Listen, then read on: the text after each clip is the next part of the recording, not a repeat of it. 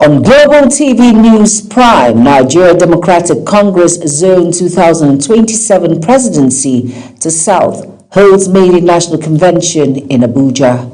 In business, federal government threatens to cancel stalled World Bank loans after 6 months. And on the foreign scene, Chad jails 8 opposition leaders, bans political coalition. And in sports, Nigerian Basketball Federation appoints David Fisdale as new coach of the Tigers. Hello and welcome to all our viewers in Nigeria and around the world to News Prime on Global Television, coming to you live from the nation's capital, Abuja. I am Jumai Manson. A quick reminder that Global Television is on DSTV channel 365 and Star Times channel 276. Now the news in full. The Nigerian Democratic Congress has zoned its 2027 presidential ticket to southern Nigeria and the 2031 ticket to northern Nigeria as the party holds its first national convention in Abuja ahead of the 2027 general elections. Political correspondent Ubong Usoro was there at the convention and now reports. At the convention, the Nigeria Democratic Congress said the decision to zone its 2027 presidential ticket to southern Nigeria and the 2031 ticket to northern Nigeria was aimed at ensuring fairness, inclusion, and equal representation of all sections of the country.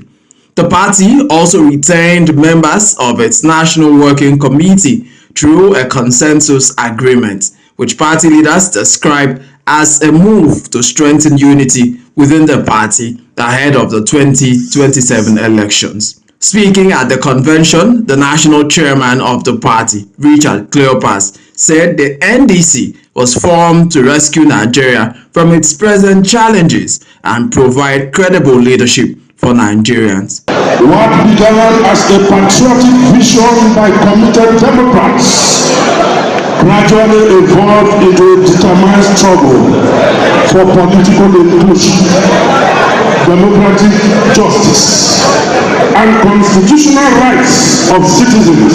Also speaking, the national leader of the party, Seriake Dixon, called on Nigerians to support efforts aimed at strengthening democracy and promoting good governance in the country. But we again show, and we are consistent to show, the difficult but necessary path that will lead to a multi-party democracy, respect for all citizens, and a better Nigeria. Former Labour Party presidential candidate Peter Obi, in his speech, stressed the need for unity, accountability, and leadership focused on the welfare of Nigerians.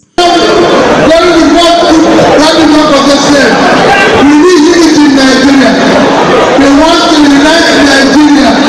We want Nigeria to love each other. Speaking with journalists at the event, Chidi Okoye, an Anambra senatorial aspirant under the NDC platform, expressed confidence in the future of the party, saying the convention marks the beginning of a new political movement for Nigerians seeking change. The structure is the people, and we have the people. The Nigerians we know today are no longer happy the way things are going in Nigeria. So whether we have offices in every local government or not is now inconsequential. Rather, we want to know that people want a change, and we're here to provide a change. The convention ended with party members reaffirming their commitment to building a strong opposition platform capable of shaping the country's democratic future ahead of 2027. Ubong Usoro, Global TV News. The Economic and Financial Crimes Commission, EFCC, has declared former Minister of Humanitarian Affairs Sadiya Umar Farouk wanted over allegations of criminal conspiracy, abuse of office, and diversion of public funds. The Anti-Graft Agency announced the development in a notice published on its official website on Saturday, urging members of the public with useful information to contact any of its offices nationwide or report to the nearest police station. Sadiya Farouk served as Minister of Humanitarian Affairs, Disaster Management and Social Development under former President Muhammadu Buhari's administration from 2019 to 2023. Nigeria's National Security Advisor Nuhu Ribadu has held talks with senior United States government officials on counter-terrorism, defense cooperation, and regional security. Ribadu undertook a 3-day working visit to the United States, during which he met with Vice President J.D. Vance and Secretary of State Marco Rubio, who also serves as acting National Security Advisor. A statement by the Special Advisor to the President on Information and Strategy, Bayo Ononuga, said Ribadu convened the President's commitment to the bilateral relationship during the engagement. Troops of Sector 1 Operation Udoka have destroyed a suspected ritual shrine and recovered improvised explosive devices during an operation against alleged members of the indigenous people of Biafra and its armed wing, the Eastern Security Network in Enugu State. The Nigerian Army disclosed this in a statement issued by its acting Deputy Director of Public Relations, Lieutenant Colonel Olabisi Ayeni. Ayeni said the operation was carried out in collaboration with other security agencies following intelligence reports on alleged terrorist collaborators in the community. Thousands of communities across Nigeria have been left without police presence after terrorists, bandits, and armed groups forced the abandonment of police stations. The security vacuum, said to have uncovered in at least 7 states, has left millions of residents exposed to kidnappings and violent attacks, while forcing communities to depend on vigilantes, hunters, and informal security structures for survival. In many affected areas in the community, residents now travel several kilometers before reaching the nearest police station, worsening response time to emergencies and deepening concerns over access to justice and the collapse of grassroots policing. The Nigerian Center for Disease Control and Prevention, NCDC, says no case of hantavirus have been recorded in Nigeria. Despite growing global concerns surrounding recent outbreaks linked to the virus, in a public health advisory, the agency explained that hantaviruses are mainly transmitted through contact with infected rodents or exposure to contaminated urine, saliva, droppings, and dust particles. Symptoms range from fever and fatigue to severe respiratory complications in critical cases. Over now to the Nigerian Police Force and the Joint Admission and Matriculation Board, JAMB, have uncovered a sophisticated examination malpractice syndicate during the 2026 Unified Tertiary Matriculation Examination in Warri, Delta State.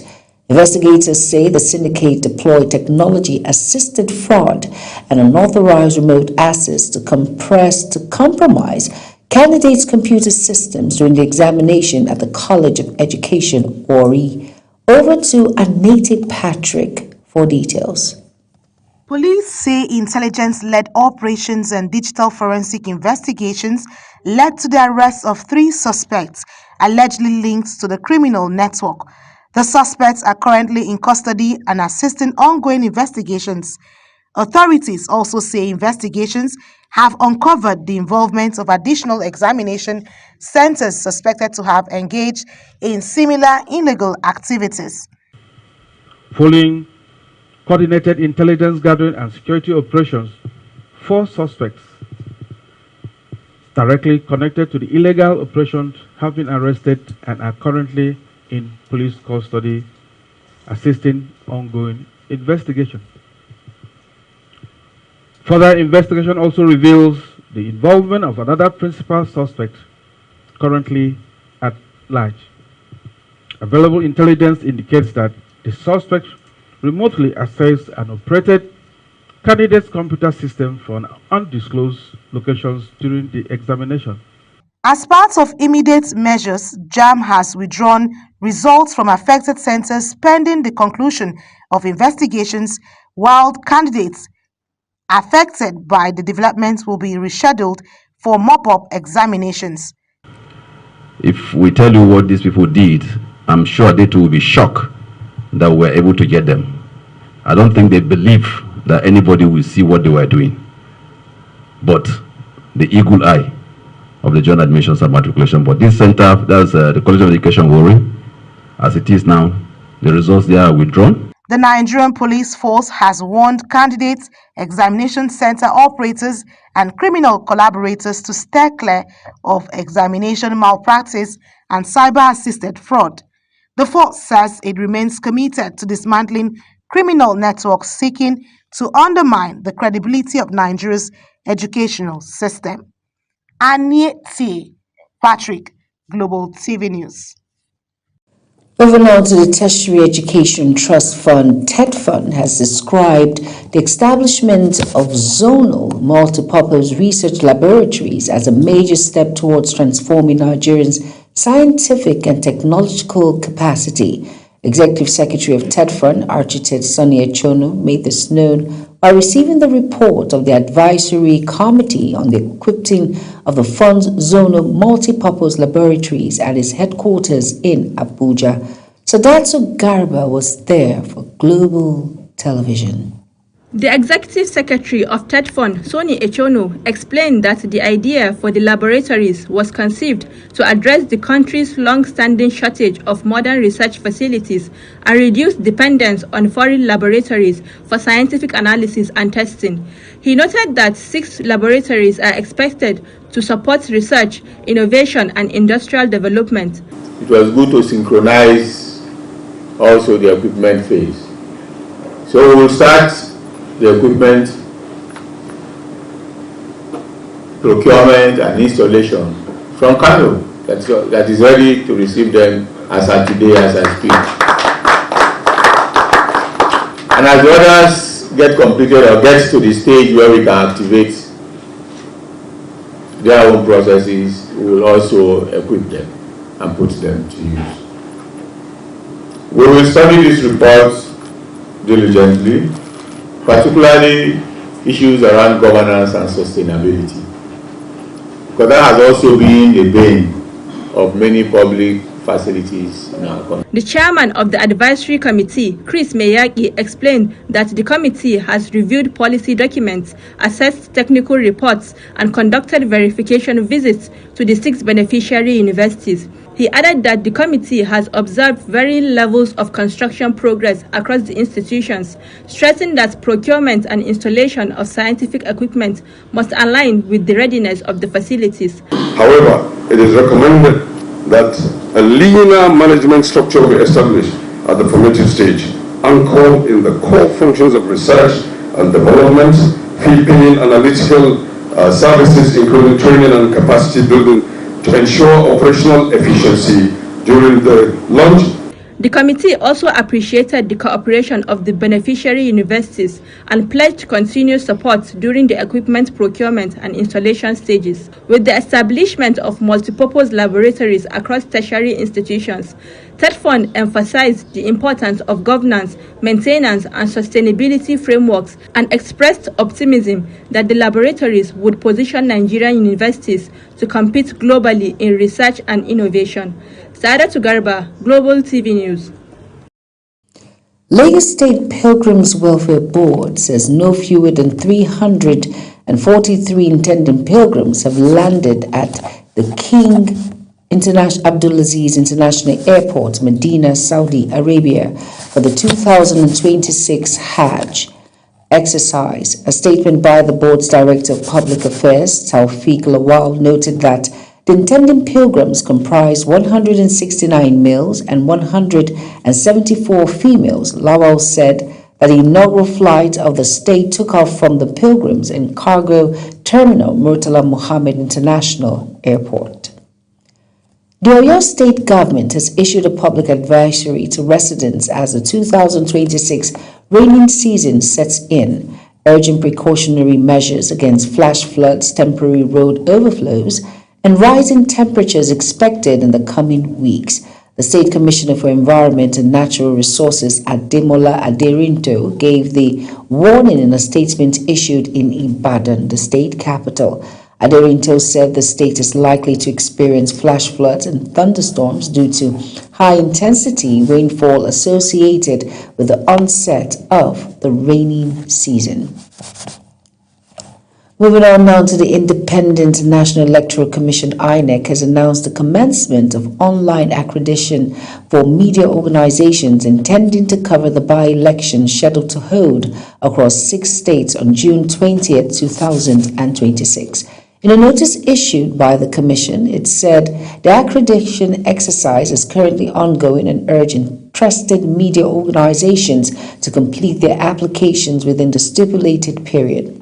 The electoral body warned that the applications will not be entertained if submitted late, directing applicants to process the accreditation through its dedicated online portal. Former Vice President Atiku Abubakar and former Minister of Transportation Rotimi Amaechi have obtained the African Democratic Congress expression of interest and nomination forms ahead of the 2027 general elections. The National Publicity Secretary of the ADC, Bolaji Abdullahi, confirmed that the 3 aspirants had already obtained the forms. Another presidential aspirant, Mohammed Hayatuddin, also picked the form pledging to prioritize security, job creation, and the rising cost of living affecting millions of Nigerians. The All Progressive Congress, APC, has cleared Abba Kabir Yusuf to contest for a second term in the 2027 governorship election in Kano State. This was contained in a statement issued by the governor's spokesperson, Sanusi Tofa. Sanusi stated that the clearance followed the successful screening of the governor by the National Working Committee of the party after the submission of his nomination and screening forms. And now over to the Nigerian Labour Congress. NLC has called on the Congress of South Africa Trade Union to intensify campaigns against xenophobia and help protect African migrants working or workers facing attack in South Africa.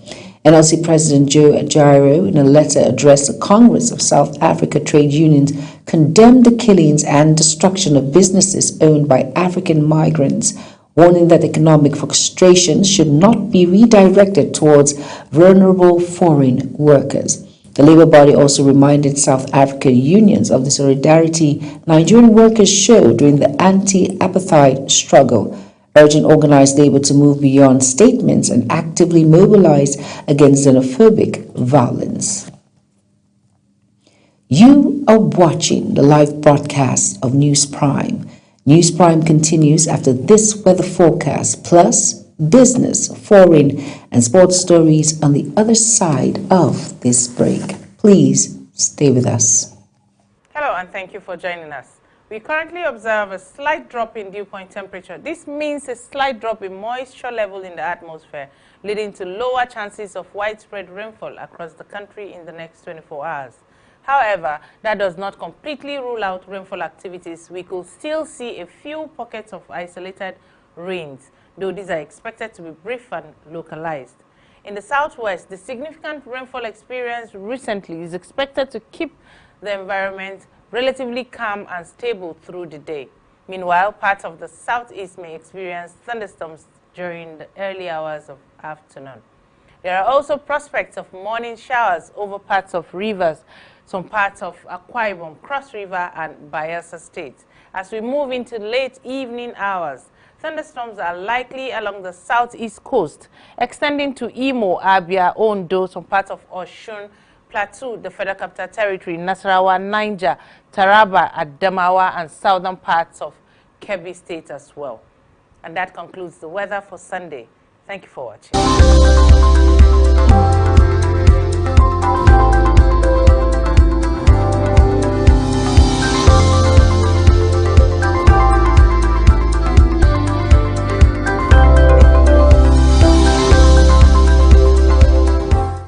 You're welcome back, and if you're just tuning in, this is News Prime on Global Television. Thank you for staying with us. In business now, the Accountant General of the Federation, Shamsuddin Babatunde, has warned that Nigeria may decline or withdraw from World Bank loan agreements if approval and disbursement processes continue to suffer prolonged delays. Ogunjimi said this in Abuja during a courtesy visit by a World Bank delegation led by Treed Lane, manager of World Bank team. This is according to a press statement issued by Bawa Mokwa, Director Press and Public Relations Office of the Accountant General of the Federation. Moving on now on News Prime, on foreign news now, it says here that on the foreign news, the 8 opposition leaders in Chad have been sentenced to 8 years in prison in the latest crackdown on critics of President Mohamed Idris Deby. The sentencing came a day after Chad's Supreme Court ordered the dissolution of the GCAP opposition coalition, a group that had strongly opposed Deby's presidency and called for election boycotts. The opposition figures arrested ahead of a planned anti-government protest in Djamena were convicted on charges including criminal association, rebellion, and illegal possession of weapons, while their lawyers rejected the ruling, describing the charges as politically motivated and confirming plans to appeal the judgment. And in South African constitutional, President Cyril Ramaphosa over the controversial Phala Crash Key scandal. The ruling overturns a 2022 parliamentary decision that blocked an impeachment inquiry into allegations linked to stolen foreign currency at the president's private farm. And over now on News Prime in sports, the Nigerian Basketball Federation, NBBF, has appointed experienced NBA coach David Fisdale as the new head of coach of Nigerian senior men's basketball team, the Tigers. Fisdale, who previously coached the Memphis Grizzlies and New York Knicks in the NBA, expressed excitement about taking charge of the national team and credited former Tigers coach Mike Brown for encouraging him to accept the role.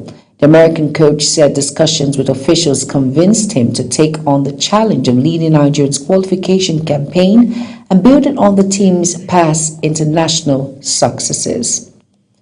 Ghana has edged Nigeria in 4 bouts to 3 in bilateral boxing friendly at the Accra Sports Stadium, as both countries assess their Commonwealth Games-bound squads ahead of the Gasglow 2026 Games in July. Nigerian's head coach Anthony Gwatuwache noted that Nigeria had beaten Ghana in previous meetings in 2011 and 2018, making the defeat a reminder of the work still to be done before the Games begin. Nigeria's women made a bright start with Khadijat Ajishola dominating Ramatu Kwenye in the badminton weight contest, winning 5 bouts to 0, while Aisha Badamosi edged Nancy Bamfo 3 bouts in 2 in the featherweight division. And that's it on News Prime. But here's a recap of our top stories again. On Global TV News Prime, we brought you the Nigerian Democratic Congress has known its 2027 presidential ticket to southern Nigeria and the 2031 ticket to northern Nigeria as the party held its first national convention in Abuja ahead of the 2027 general elections.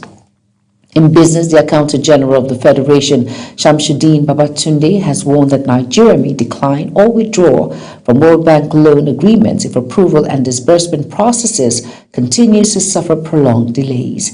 And on the foreign scene, 8 opposition leaders in Chad have been sentenced to 8 years in prison in the latest crackdown on critics of President Mohamed Idris Deby. And finally, in sports, the Nigerian Basketball Federation, NBBF, has appointed experienced NBA coach David Fisdale as the new head of coach of Nigerian senior men's basketball team, the Tigers. Now, a quick reminder that Global TV is on DSTV channel 365 and Star Times channel 276. Now, kindly follow us across all social media platforms now showing on your screen by using @GlobalTVNG. I am Jumai Manson. Thank you for watching.